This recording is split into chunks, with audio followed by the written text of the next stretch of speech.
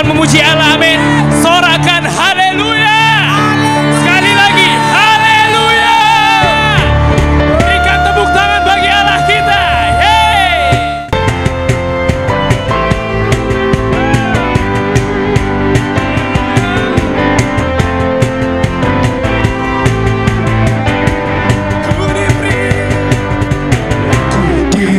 Kuasa dari Raja mulia, amin, menaklukkan musuh di bawah kakiku.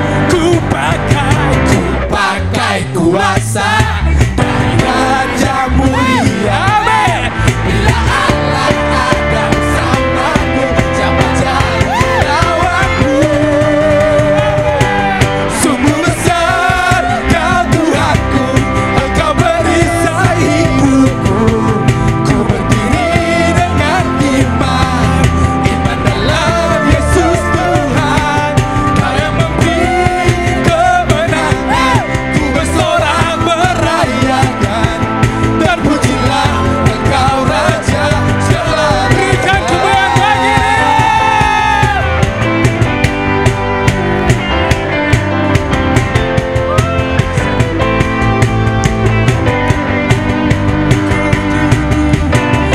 diberi kuasa dari Raja mulia, menaklukkan, amin, di bawah kakiku.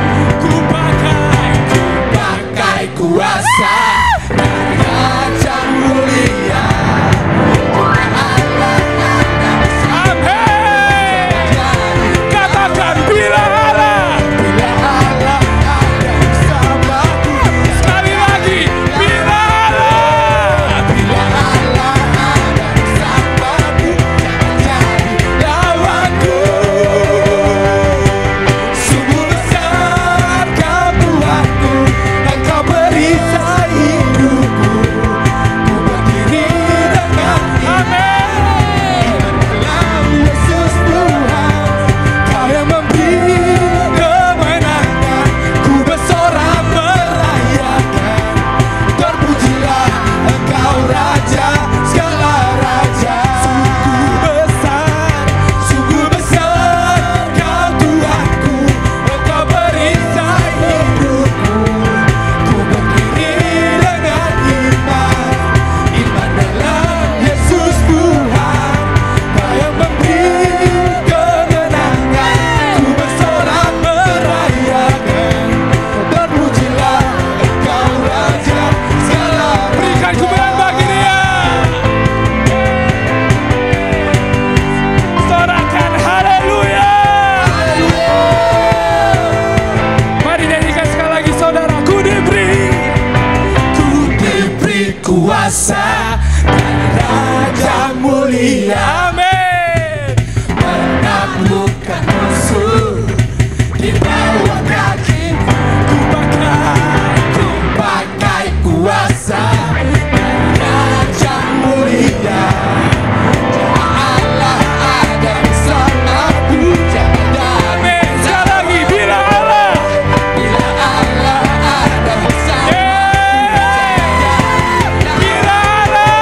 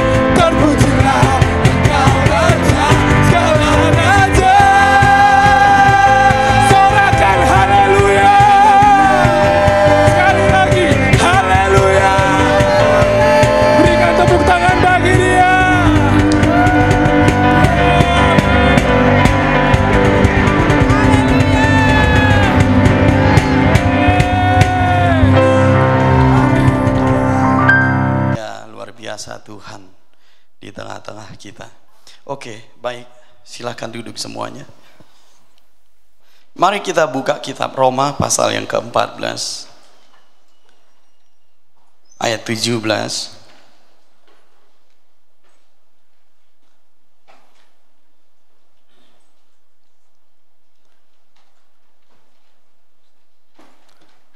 Roma pasal yang ke-14 ayat yang ke-17. Sebab kerajaan Allah bukanlah soal makanan dan minuman, tetapi soal kebenaran, damai sejahtera dan sukacita oleh Roh Kudus. Mungkin kita di ruangan ini berkali-kali membaca ayat ini, berkali-kali juga mungkin merenungkannya. Tapi pernah nggak kita mengerti ayat ini dengan lebih dalam? Maksud saya begini, mengertikah kita yang dimaksud ayat ini? Karena begini saudara, kalau kita lihat ayat ini bicara kerajaan Allah bukanlah soal makanan dan minuman, tetapi soal kebenaran, damai sejahtera dan sukacita oleh Roh Kudus. Bisa nggak ini kita terapkan? Seperti apa itu kebenaran, damai sejahtera dan sukacita oleh Roh Kudus? Itulah kerajaan Allah. Pernah nggak kita merenungkan bagaimana ini kami alami? Mungkin kita bahkan sudah menghafalnya saudara, tapi mari saya jelaskan lebih praktis lagi, karena kita bicara tentang mengakses kerajaan Allah. Bisa paham? Mari saya ajari lebih praktis. Perhatikan kalimat-kalimatnya. Sebab kerajaan Allah bukanlah soal makanan dan minuman, tetapi soal pekerjaan Roh Kudus. Saya ulangi. Sebab kerajaan Allah bukanlah soal makanan dan minuman, tetapi soal pekerjaan Roh Kudus. Jadi soal kerajaan Allah itu soal pekerjaan Roh Kudus. Bisa lebih praktis memahaminya sekarang? Kerajaan Allah itu bukan soal hal-hal yang lahiriah, makanan, minuman, tapi ini pekerjaan Roh Kudus. Setiap kali Roh Kudus bekerja, dia akan menyatakan kerajaan Allah, memanifestasikan kerajaan Allah. Di mana pekerjaan Roh Kudus itu terjadi, saudara? Yang pertama sekali, pekerjaan Roh Kudus itu terjadi di antara kita. Mengapa di antara kita? Karena kita adalah baitnya. Sama seperti kita kalau tinggal di rumah. Pertama sekali pekerjaan kita ya di rumah, baru kemudian keluar. Demikian juga Roh Kudus. Pertama sekali pekerjaannya itu di antara kita, karena kita rumahnya. Bisa mengerti? Makanya disebutkan bahwa kerajaan Allah itu di antara kita, dan itu dinyatakan oleh pekerjaan Roh Kudus. Karena Roh Kudus berdiam di antara kita. Setiap kali dia bekerja, kerajaan Allah dinyatakan. Bisa mengerti maksud saya? Sama seperti kita di rumah kan? Kita bekerja di rumah dulu baru keluar kan? Demikian juga Roh Kudus. Sebelum dia menjangkau orang-orang di sekitar kita, masyarakat, kota, domain, atau apapun di eksternal rumah hidup kita, dia harus menjamah kita dulu. Kita harus bekerja di rumah dulu. Makanya penting ibadah kita, saudara. Karena disinilah pertama sekali Roh bekerja. Bisa paham maksud saya? Di mana yang kedua Roh Kudus bekerja? Di dalammu. Karena engkau secara individu adalah kediamannya. Roh Allah diam di dalammu secara individu. Berarti saudara, kalau Roh Kudus bekerja di dalammu, dia akan menyatakan kerajaan Allah di dalammu. Makanya penting sekali ibadah pribadi. Ibadah korporat penting seperti ini karena Roh Kudus bekerja di antara kita. Ibadah pribadi penting sekali karena Roh Kudus bekerja di dalammu. Bisa paham? Karena kalau Roh Kudus bekerja, dia akan menyatakan kerajaan Allah. Bisa mengerti maksud saya? Nah, kalau kita memahami apa yang saya sampaikan sebelum-sebelumnya, Roh Kudus bekerja karena firman datang. Bisa paham? Roh Kudus bekerja di antara kita, di dalamku, kalau firman datang. Kejadian pasal yang kedua, ayat yang kedua. Kejadian 1 ayat yang kedua maksud saya. Bumi belum berbentuk dan kosong, gelap gulita menutupi samudra raya, dan Roh Allah melayang-layang di atas permukaan air. Berapa lama dia melayang-layang di atas permukaan air? Kita tidak tahu. Matahari belum ada, bulan dan bintang belum ada, berarti waktu-waktu belum ada. Jadi kita tidak tahu berapa lama. Atau kita simpulkan ini masih sifatnya kekekalan. Jadi bumi itu adalah kekal, saudara. Makanya nggak bisa dihitung usianya. Ada yang bilang jutaan tahun, ada yang bilang miliaran tahun. Bagaimana dia menghitung? Karena bumi itu sudah ada dari kekekalan. Bisa paham maksud saya? Nah, kalau kita lihat di situ Roh Allah melayang-layang, but nothing happen. Nothing happen maksud saya. Nggak ada yang terjadi apapun. Tapi di ayat ketiga sesuatu terjadi. Berfirmanlah Allah. Bisa mengerti di sini, saudara? Saya mau kita merenungkan. Saya tahu kita bolak-balik membaca ini, tapi dengarkan, engkau akan meresap lebih dalam. Berfirmanlah Allah. Lihat, sesuatu terjadi. Jadilah terang, lalu terang itu jadi. Mengapa terang itu jadi? Karena Roh Allah bekerja. Jadi Roh Allah bekerja saat firman datang. Baik di tengah kita ini, Roh Allah bekerja di antara kita ini saat firman datang. Baik juga di dalammu secara pribadi saat firman datang. Karena kita tadi sudah menyimpulkan bahwa pekerjaan Roh itu adalah di dalam kita dan di dalammu. Dan kalau dia bekerja, dia menyatakan apa? Good, kerajaan Allah. Tapi dia bekerja. Teruskan. Engkau sudah mengetahui. Beri tepuk tangan. Jadi kalau kita mau mengalami pekerjaan Roh, baik di ibadah luar biasa atau di dalammu secara pribadi, pastikan firman itu datang. Karena nggak ada yang terjadi kalau firman itu datang. Nah, saya mau lanjutkan, perhatikan saya, ini indah sekali. Di mana Roh Kudus itu bekerja saat firman datang? Dia akan membantumu melihat firman itu di imajinasi rohanimu. Dia akan membantumu melihat firman itu jadi di imajinasi rohanimu. Mungkin kita ingat yang hari Kamis kemarin bagaimana perempuan pendarahan itu mendengar berita tentang Yesus, lalu dia melihat di imajinasi rohaninya, asalku jamah jubahnya, sembuh, lalu dia bertindak. Jadi peranan Roh Kudus di dalammu, saat firman datang kepadamu, dia akan membawa firman itu terrefleksi di imajinasi rohanimu, yang kita sebut mata iman, mata rohanimu. Karena sewaktu engkau melihat firman itu di imajinasi rohanimu, itulah melihat kerajaan Allah. Karena orang yang lahir kembali melihat kerajaan Allah. Jadi kerajaan Allah itu dinyatakan di imajinasi rohanimu oleh Roh Kudus karena firman datang.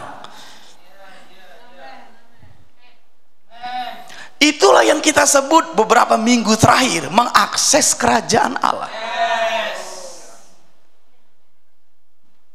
Jadi sangat fundamental menerima firman.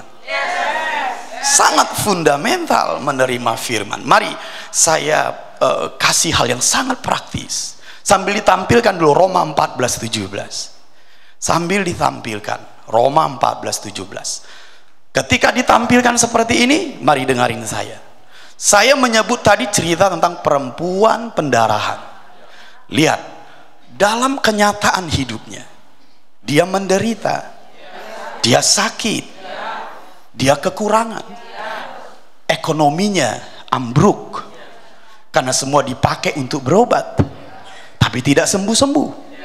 Saudara mungkin tahu kalau seorang wanita sakit pendarahan, bagi orang Israel itu najis. Jadi dia ditolak di masyarakat, ditolak di keluarganya. Saudara bisa membayangkan kehidupan orang ini? Bukan 1-2 minggu, 12 tahun. Kalau kita sebut realita ini apa? Kenyataan. Inilah kenyataan bagi perempuan itu. Tapi kemudian firman datang kepadanya. Roh Kudus menginspirasi rohnya untuk melihat firman itu. Diimajinasi rohaninya, dia melihat dia sembuh. Itulah kebenaran. Sebab kerajaan Allah bukanlah soal makanan dan minum, tapi soal kebenaran. Jadi pekerjaan Roh Kudus oleh firman yang datang kepadamu memberikan kebenaran padamu. Itu kebenaran. Kenyataan aku memang ambruk dan sakit dan menderita, tapi kebenaran aku sembuh, aku bebas. Yesus menyembuhkanku, Yesus memerdekakanku, Yesus menyelamatkanku, aku melihatnya. Itulah kebenaran.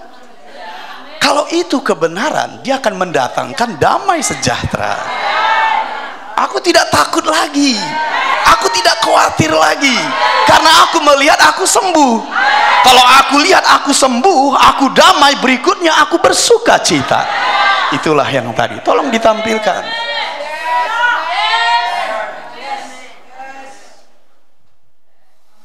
Kalau Roh Kudus menginspirasi rohmu, diimajinasi rohanimu, kau melihatnya, itulah kebenaran. Firman menjadi kebenaran, dan kebenaran membebaskanmu, memberikanmu damai, mendatangkan sukacita. Bersorak-sorai si mandul Yesaya 54, Abraham memuliakan Allah sekalipun Ishak belum terlihat secara lahiriah, namun di mata imannya dia melihat, makanya dia memuliakan Allah. Makanya perempuan pendarahan itu bisa menembus blokade orang banyak yang mengelilingi Yesus. Karena Roh Kudus akan membantumu membawa firman itu, melihat di imajinasi rohani. Itulah melihat kerajaan Allah. Mereka yang dilahirkan kembali akan melihat kerajaan Allah, karena ada roh yang tinggal di dalammu, dan ada roh yang bekerja di antara kita. Amin 2 kali.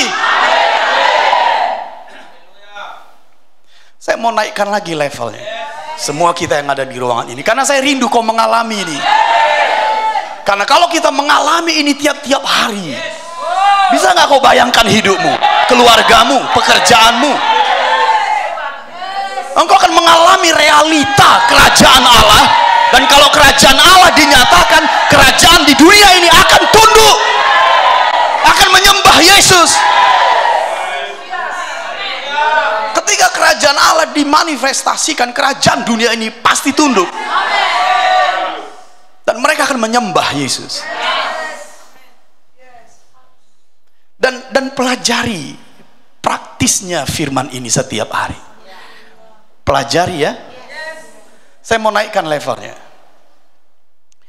Mengapa banyak orang tidak mengalami realita ini, padahal roh tinggal di dalamnya? Padahal dia rutin datang ibadah. Mungkin juga ada di antara kita yang seperti itu.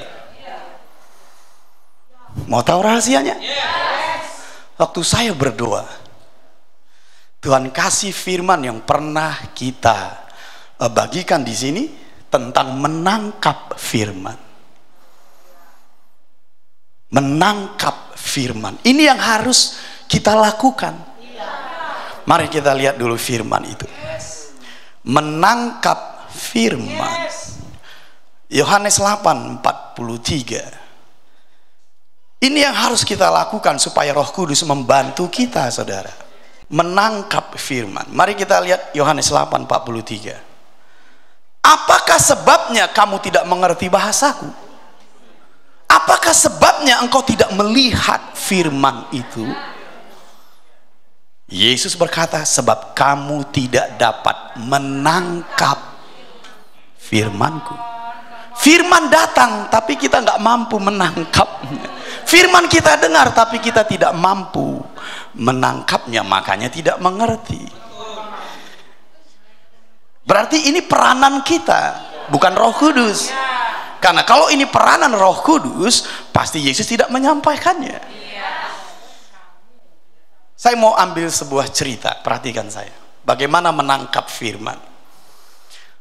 Ada seorang ayah mempunyai anak.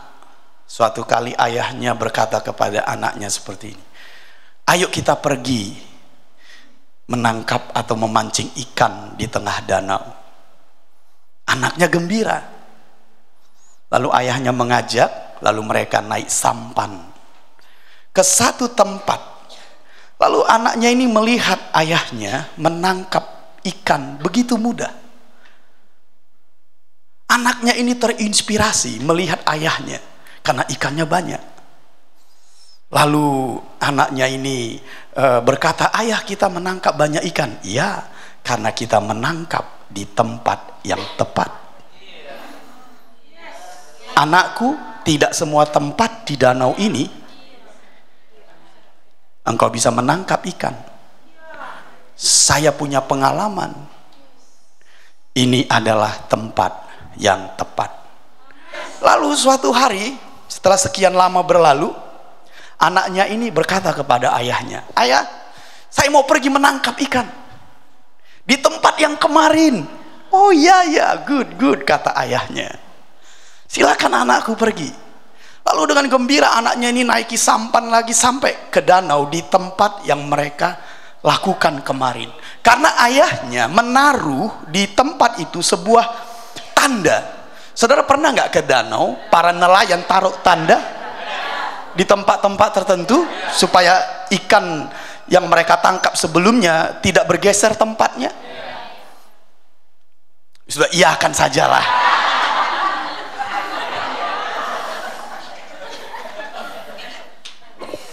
Oh gitu ya Papa, nelayan ya. Iya begitu. Mereka taruh tanda di situ. Lalu anaknya ini sampai ke tempat yang ada tandanya itu. Lalu dia memancing, menangkap, tak satu pun dapat. Dia heran. Lalu sampai sekian lama nggak dapat juga, dia pulang.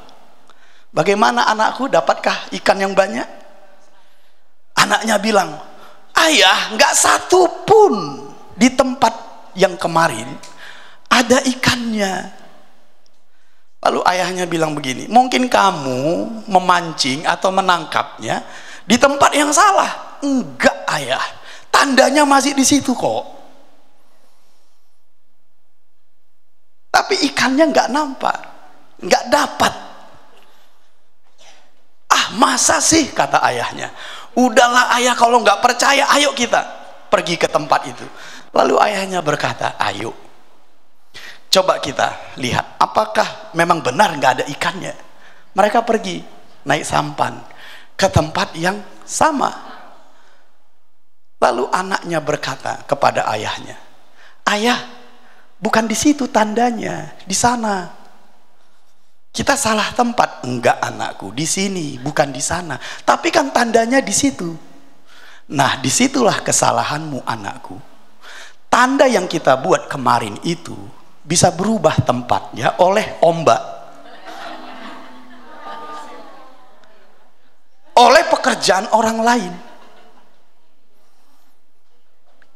sekian lama itu bisa bergeser. Nelayan-nelayan pasti tahu itu, saudara. Lalu ayah, kenapa kau tahu di situ tempatnya? Ayahnya berkata, kamu lihat pohon yang di tepi pantai sana?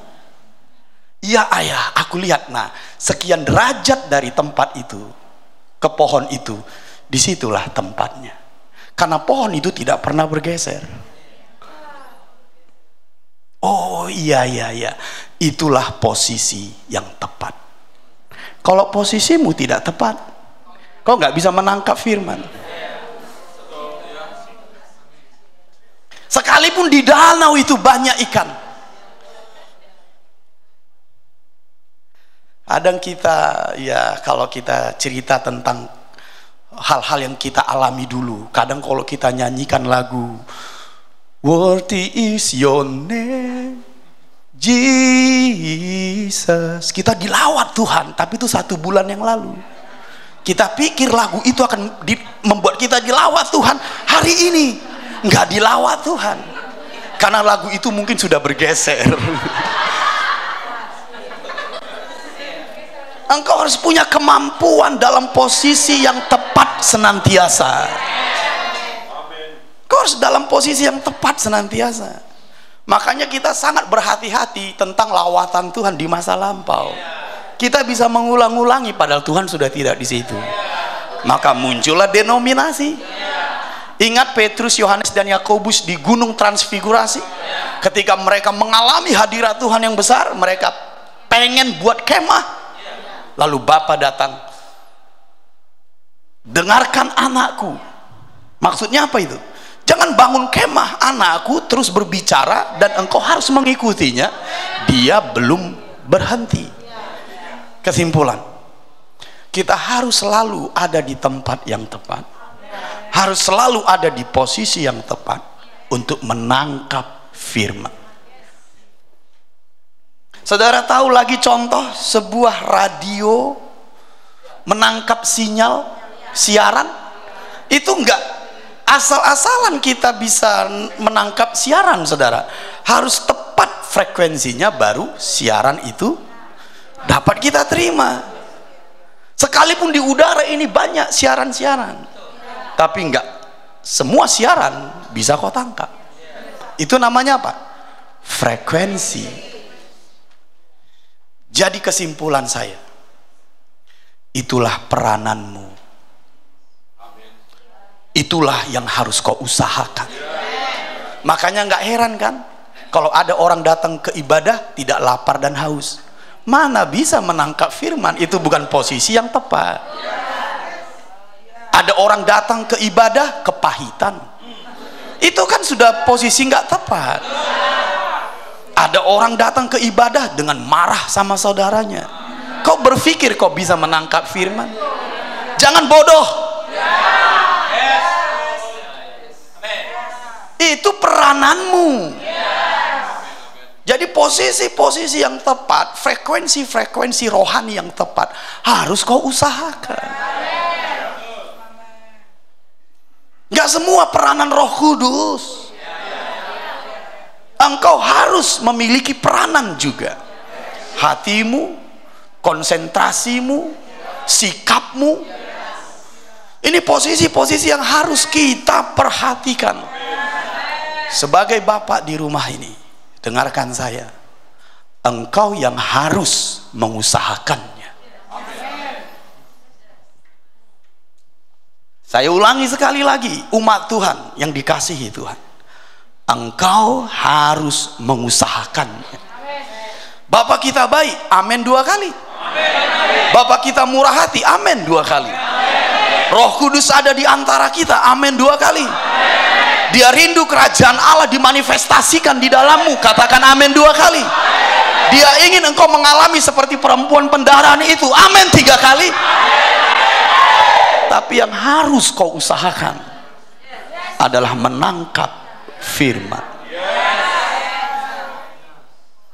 Dan kau harus memposisikan diri tiap hari, bukan seperti yang kemarin. Karena yang kemarin bisa bergeser. Frekuensimu harus tepat.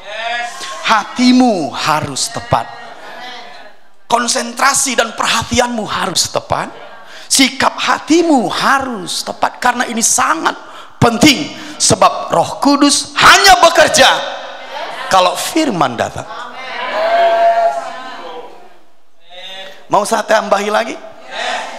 Sebelum saya ambil sampai pada kesimpulan, saya ingin membawa kita pada kesadaran seperti ini. Posisi kita dengan firman seperti apa? Kenapa banyak orang tidak lapar dan haus? Mengapa banyak orang tidak rindu? Sudah dibagikan pun firman itu hebat sekali, tetap dia nggak lapar dan haus. Sudah dibagikan pun pada mulanya adalah firman, tidak ada yang terjadi, dia nggak lapar dan haus. Sudah dibagikan juga bahwa Roh Kudus bekerja kalau firman datang, dia juga tidak lapar dan haus.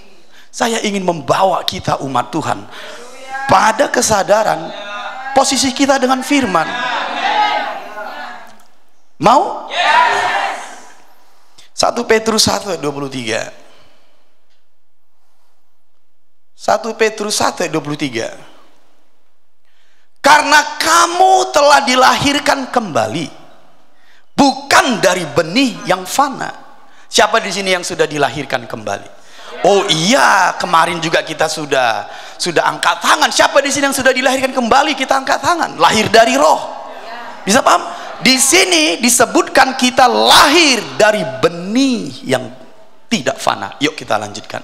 Tetapi dari benih yang tidak fana, oleh firman Allah yang hidup dan yang kekal. Mari saya buat kalimat yang praktis. Engkau dilahirkan kembali dari firman.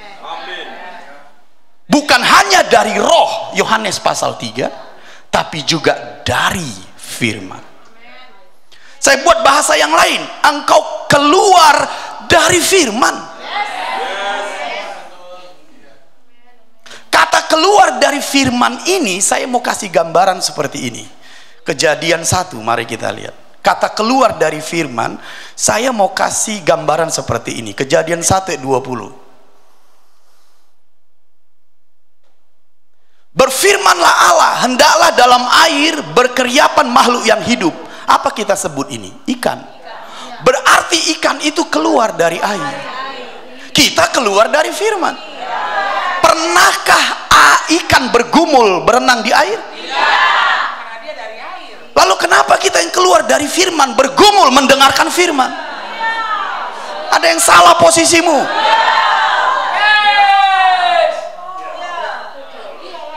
Kita lahir dari firman. Kita keluar dari firman.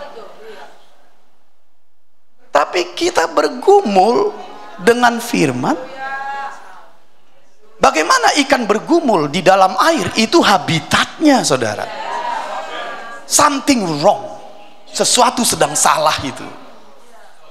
Kalian semua yang ada di ruangan ini, umat Tuhan, anak-anak Papa oleh iman, dengarin Papa baik-baik. Apakah engkau bergumul terhadap firman? Apakah engkau lapar dan haus terhadap firman? Mari renungkan. Kita yang menyebut diri lahir kembali dari Roh, lahir kembali dari firman, engkau harus seperti ikan. Habitatmu itu firman. Kalau kita menyadari kebenaran ini, mudahlah engkau menangkap firman. Jadi engkau tidak di luar firman, engkau di dalam firman. Engkau berenang di dalam firman. Engkau mendapat makanan dari firman. Sama seperti ikan di dalam air. Dia berenang di dalam, mendapat makanan di dalam. Demikian juga lah kita.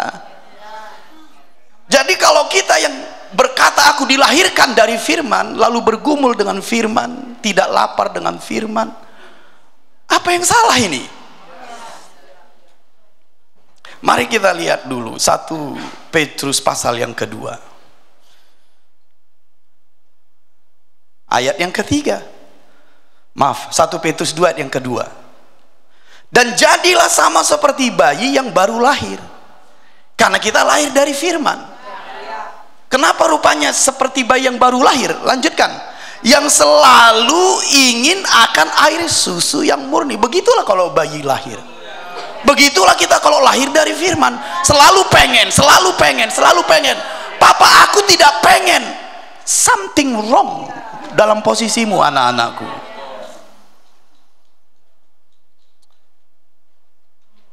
Di sini disebutkan kalau kita lahir dari firman, kita akan seperti bayi yang baru lahir. Kalau bayi yang baru lahir pengen susu, kita pengen firman dong.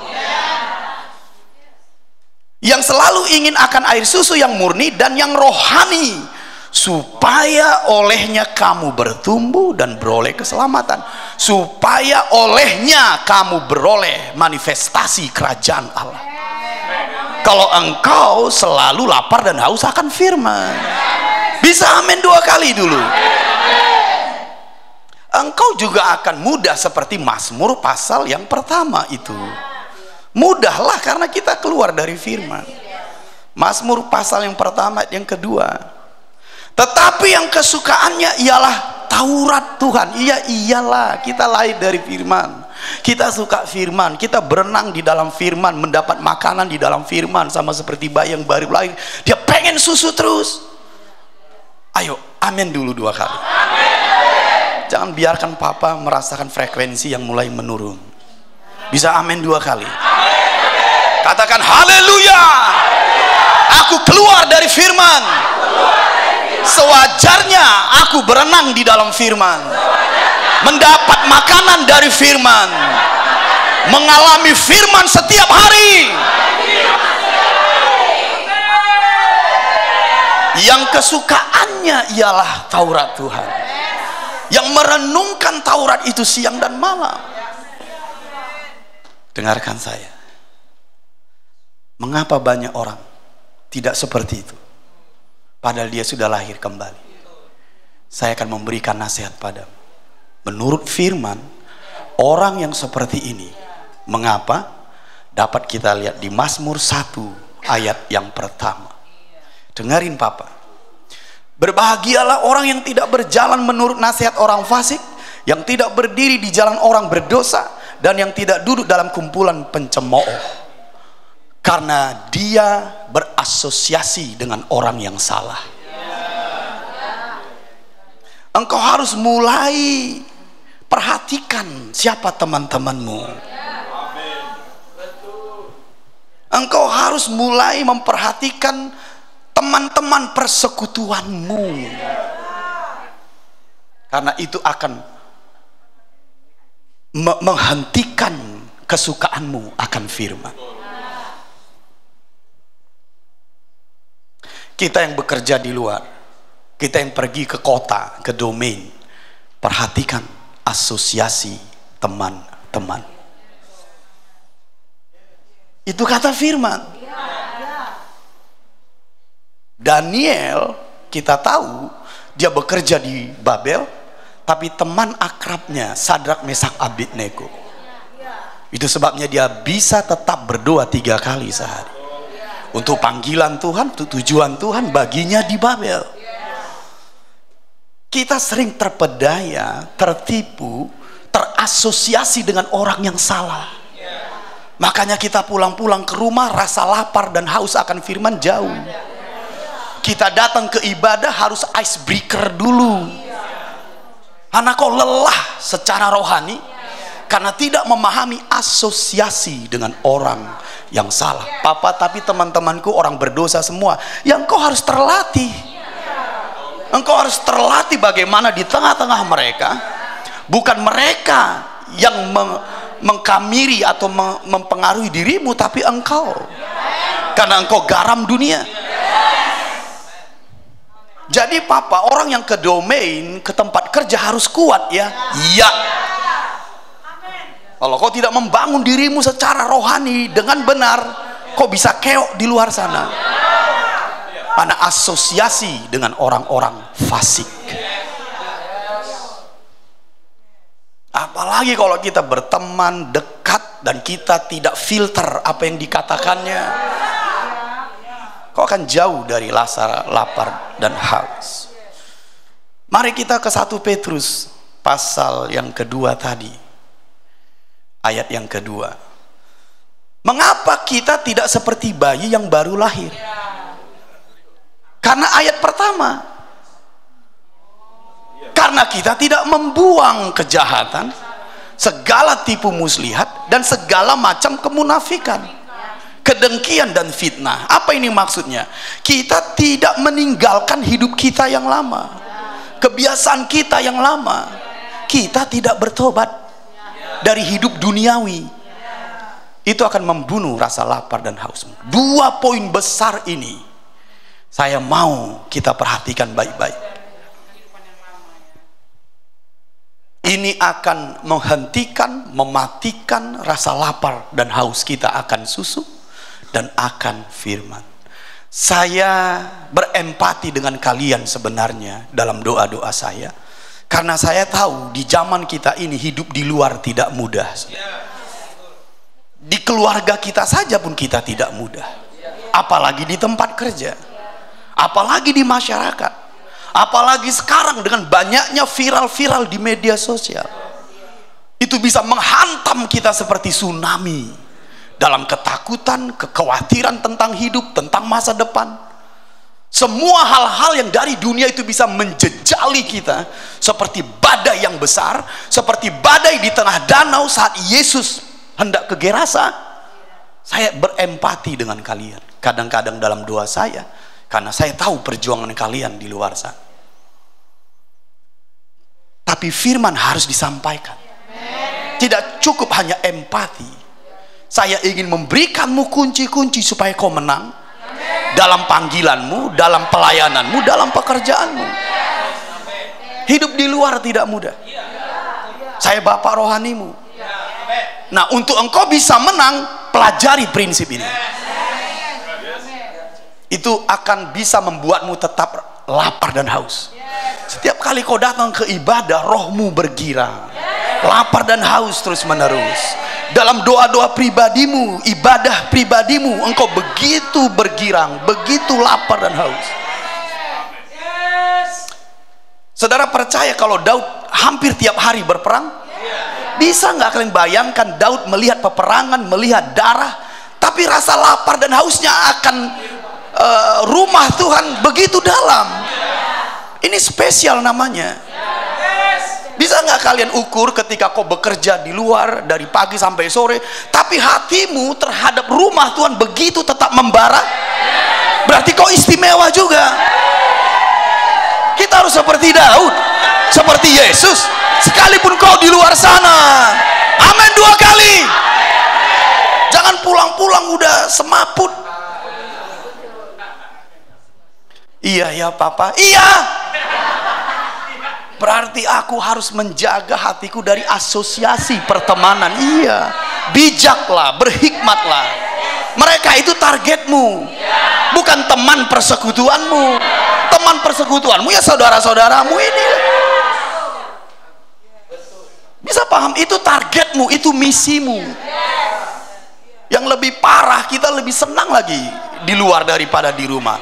Udah terhilang kita, saudara. Saya katakan terhilang, tersesat di antah berantah sana, di antara gunung-gunung, di mana perempuan Babel duduk di situ.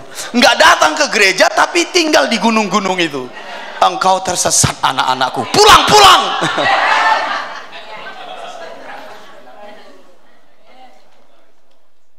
Terakhir, saya mau serius, dengarin. Bisa nggak kita renungkan bagaimana Daud berperang melawan musuh, berdarah di sekitarnya, tapi di dalam batinnya cinta akan rumah Tuhan? Saya juga yakin, sekalipun kau kerja 24 jam mungkin di domainmu, bosmu orang belum percaya, teman-teman di sekitarmu juga orang belum percaya, saya yakin engkau pun tetap bisa mencintai rumah Tuhan, sama seperti nenek moyang muda. Engkau harus betul-betul terampil berasosiasi, menjaga hati, menjaga telinga. Engkau harus betul-betul memahami misimu di luar sana. Dan yang terakhir, dengarin, engkau harus meninggalkan hidupmu yang lama, hidup duniawi, segala kejahatan, segala kemunafikan.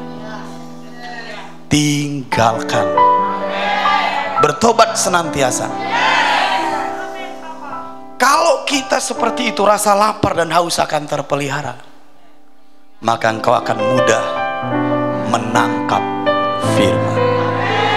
Kalau kau mudah menangkap firman, engkau bisa melihat kerajaan Allah di imajinasi rohani. Dan kalau kau bisa melihat itu di imajinasi rohanimu, itu nyata bagimu. Itulah kebenaran. If I see the invisible, I can do the impossible. Jadi kalau kau melihat di imajinasi rohanimu, hal-hal yang mustahil menjadi mungkin. Amin dengan panjang. Bagaimana mungkin asal ku jamah jubahnya aku sembuh? Itulah hal yang tidak mungkin. Tapi engkau bisa melihatnya, yang tidak bisa dilihat dengan mata jasmani. Hal-hal yang mustahil akan terjadi.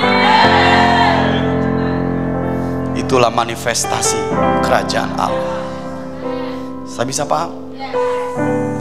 Berhati-hati dengan teman-teman yang salah. Buang segala kejahatan, buang hidup duniawi.